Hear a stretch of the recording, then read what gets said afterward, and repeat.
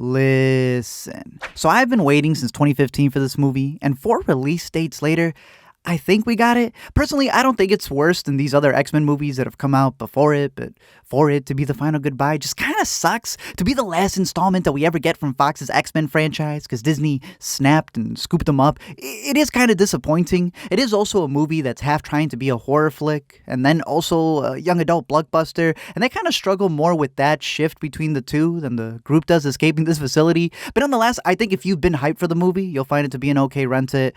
For everyone else, probably just to stream it. So if you're interested in catching it, spoiler warning right here, right from the jump. Shout out to Raycon for always supporting this channel. And to Disney, dishonor on your whole family. Let me explain. So the idea for the film came from director Josh Boone and his writing partner Knate who've known each other since they were infants and they ran their own comic book shop. They had originally put together the best comic book panels of the New Mutants series that they could find and turned it into a graphic novel mixtape of sorts, which they submitted to Fox with a pitch for a trilogy, which Fox bought. Each one was sort of a different sort of horror movie. The second one was going to be an alien invasion movie.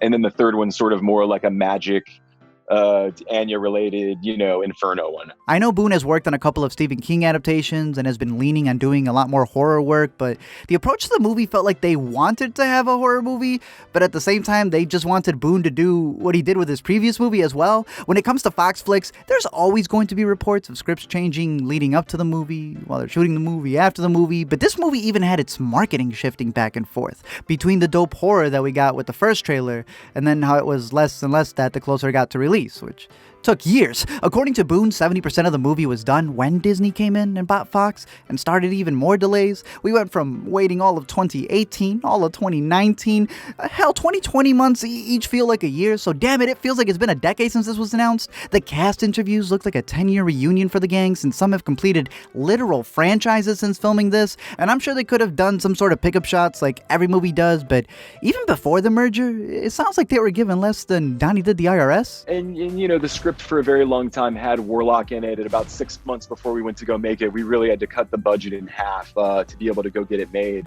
So we lost a lot of stuff we'd love to see, obviously, in a later movie. Now it's bad when a studio doesn't even hold screenings for its own movie, usually to avoid reviews. They had no digital screeners in the most digital era that we're in. It's like Disney wanted to dump this movie so bad that they saw a global pandemic when half of theaters had half of theaters, and to them that sounded like a prime time to drop this. Disney couldn't even get the co-creator's name right in the credits, which is just insane to me. Hell, I'm sure they would have thrown this on Disney Plus or Hulu if they didn't have it in the contract that this bad boy had to go to theaters. But even then, it's not even coming to those first, since HBO Max has the rights to it for a period of time. So if you've ever wondered what's more confusing than X-Men timelines, streaming rights. That said, another spoiler warning as we get into the plot of The New Mutants.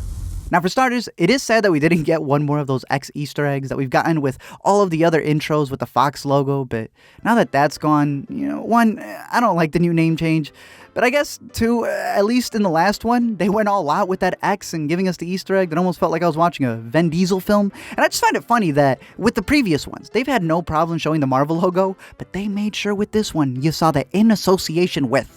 Anyways, our main character is Danny, who gets the opening and closing lines of the film, with the comic backdrop being the Demon Bear arc. Danny finds herself trapped in the facility with the others after her entire family gets destroyed. But the thing is, unlike everyone else there, Danny doesn't know that her power is to manifest people's biggest fears. And that creates a solid horror narrative for everyone who's trapped in this facility, including herself. It also helps that it was shot in the same hospital as Shutter Island, which gives it the spooky feel. They even have screenings at this place, which I'm gonna pass on that one. It pretty much runs on the same logic as Nightmare on Elm Street, which it clearly had as a big influence, even though this shot, which we got in the trailer, for whatever reason, is a deleted scene. Didn't even end up in the movie. Look, see, he's not real. Dr. Reyes is the main only one who's running the facility and watching over them at all times. She's doing her best Ratchet impression and just so happens to have this superpowered force field, but they manipulate this lady too easily. Way too easily. The movie, like many others, also tries very hard at plugging in all of these 80s Breakfast Club homages, because there's always going to be that one scene where the kids get away and they just dance. This one has that. It just so happens to also involve spiking the doctor's tea with absolutely no one objecting. And it's not like she's a good person, she does work for the Essex Corporation, which has been brought up in the last couple of movies with the diamonds on her coat and even the Millbury facility being nods to Mr. Sinister, who's been looming in the background. And this is a guy who's trying to be the complete opposite of Mr. Xavier, who's looking to train killer mutants, and so that's why he has a doctor scoping out these kids' abilities. And it was rumored that John Hamm was going to play him, and I think he would have done an incredible job. But again, nothing. I really thought the kids from Logan were also going to appear in this. You know, I know that they had said Logan was its own thing, a standalone, but it's not the same characters. Dark Phoenix thing kind of brought it up. Hell, we even got a clip from Logan in this one. So I'm telling you, I hate watching a movie knowing that there's all these setups and they just don't go anywhere.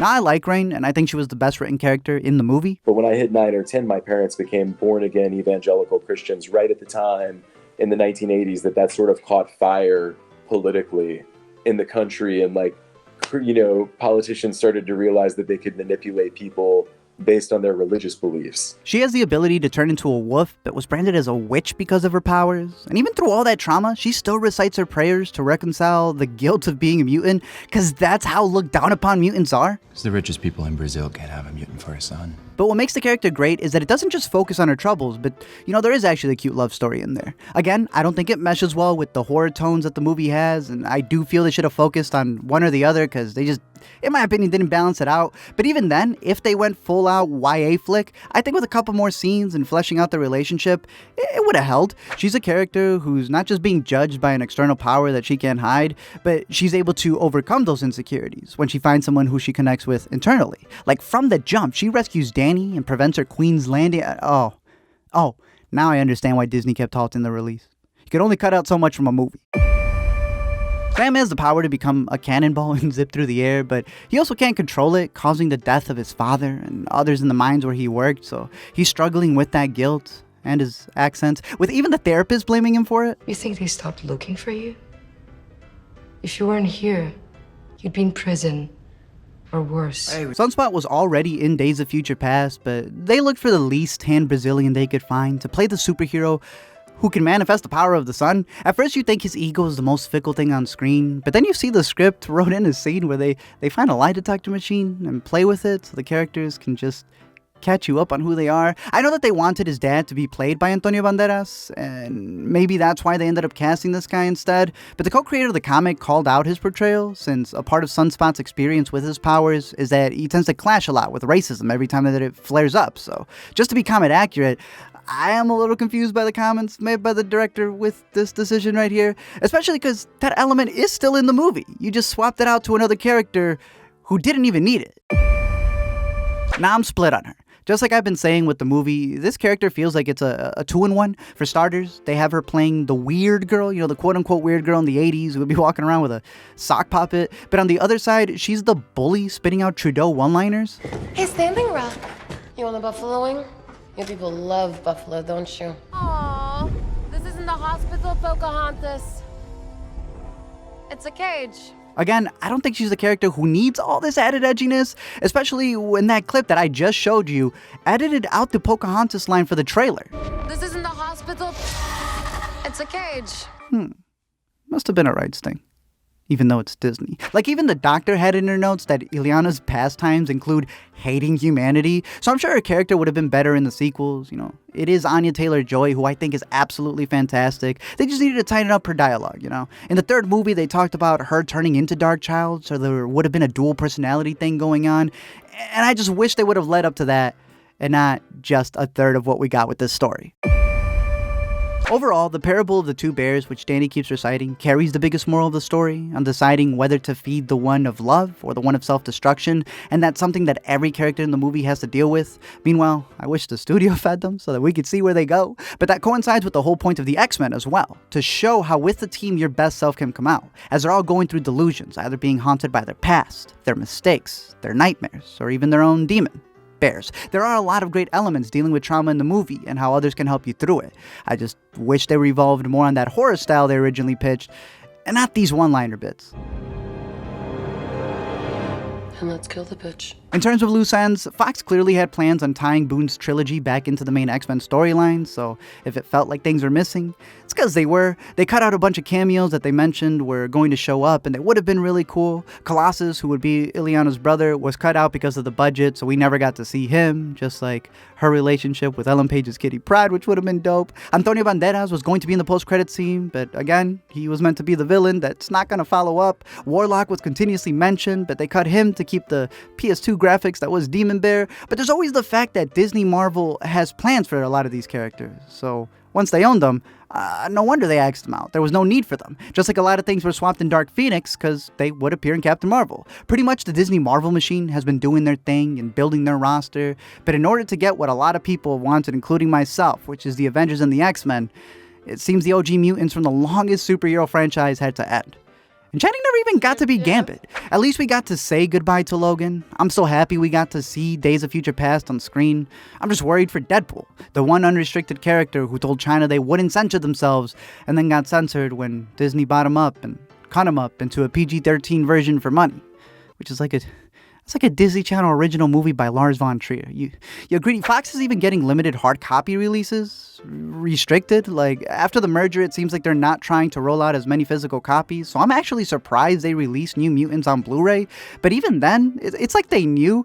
Automatically, the 4K release was the ultimate collector's edition, and it doesn't even have any extra features that the other ones don't have. There are some deleted scenes that could have made it into the movie, because they explain a little bit more on how some characters couldn't get out, some of the backstories. But even in the commentary for the movie, it's just an interview between the director and his comic book idol, which is cool, but the movie's just playing behind them and they rarely commentate. I know in the era of streaming, it does feel like anything can get picked up, and maybe we will see these stories continue because it is a dope cast, but the mouse is a stickler. And while M stands for Marvel and all of its wonderful characters, it also stands for Monopoly, and I am going to miss everything not being under the same umbrella. Because what happens to the longest running superhero franchise and all these stories, all these characters we've loved, once it gets bought out? Is there a multiverse where we get the payoffs to all those setups? Or is this their endgame? Because it's crazy to think that after all of the delays and all of the pushbacks, by cutting off all of the threads that set up a trilogy arc that was pitched, that even with the movie finally being out, it still feels like I'm waiting for New Mutants to come out.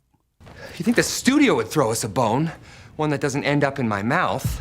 Thank you guys for checking out this video, and as always, a big shout out to Raycon for sponsoring this vid, and really overall supporting the channel as a whole. A big part of their mantra is always pushing creativity and empowerment, and their partnerships with us, honestly, yeah, I gotta count to that. They let us create the videos we want to make, and they help us out with that. So this time around, they've even given us an even better limited time discount code. So if you're at home and like to walk around while you stream or listen to music, you can't be tripping on all these wires. Like, no, these wires are canceled. Be it a jog or walking a dog. Hell, if you're going to sleep and listening to a podcast, you don't want to end up more tangled in a Disney flick, so wireless earbuds are the way to go. Raycons are a great option that come at half the price, so you'll have extra for all the dozens of streaming services that are out there. Raycons also come with a great battery that'll last longer than the entirety of New Mutants and all of its bonus features, and the perfect size buds create the most peaceful noise isolation, so you don't even have to be listening to anything. You know, some of y'all may just want that peace and quiet at home right now. They're high on Snoop Dogg's list of earbuds. Mike Tyson thinks they're sweet, and if you're holiday shopping, like I said, they've given us an even better discount code this time around with a solid set of colors to choose from. So if you're looking for a new pair of earbuds and want to support the channel, head on over to buyraycon.com/letmeexplain to get 20% off, as well as a 45-day money-back guarantee. So if you're looking for earbuds, definitely check these out. They're a great way to listen to the channel. Other than that, I'm curious to know your thoughts on the New Mutants. Was it worth the wait? You think there will be a miracle and we'll get those sequels? Or do you just think Disney took down one studio just to be consumed by another? I'm curious to know your thoughts, what your favorite X-Men moment was. It's going to be crazy to see that, you know, they just continue to dwindle lower and lower and lower to just one studio's owning them all, but we'll see. I'm curious to know your thoughts, what your favorite characters are, your favorite moments, and until next time, don't forget to comment, like, and subscribe, or Disney will buy you.